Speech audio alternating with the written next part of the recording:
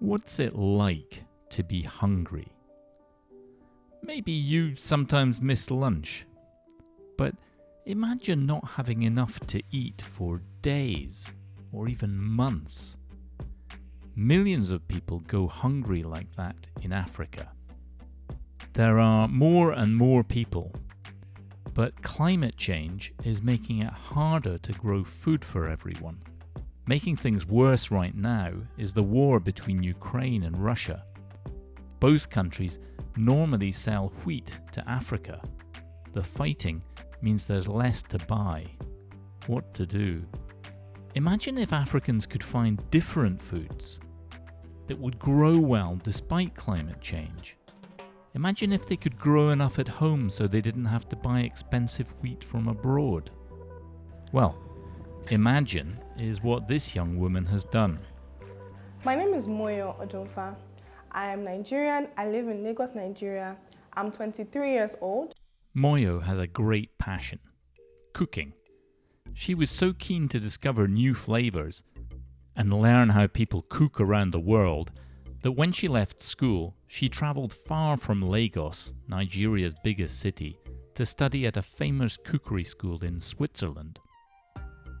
It was only after she left Africa and met fellow chefs from all over the world that she realised how much Nigerian and African food had to offer.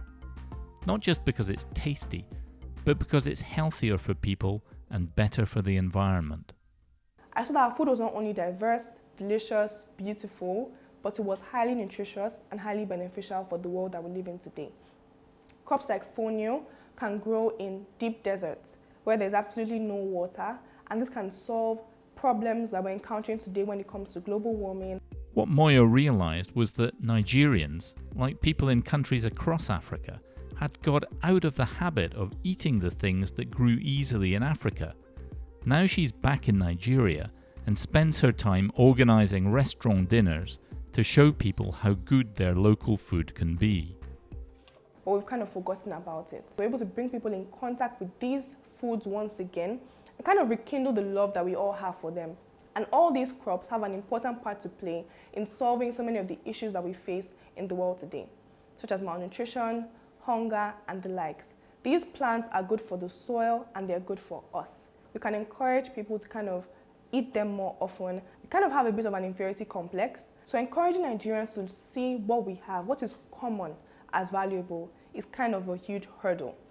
But what we found is that when people come, they then bring more people next time. One of the local foods that Moyo is keen to get back on Africans' dinner plates is called the Bambara groundnut. It's a nut, but also like a bean. So when it comes to crops like Bambara and I guess also fonio, they grow very easily and they're also good for the soil.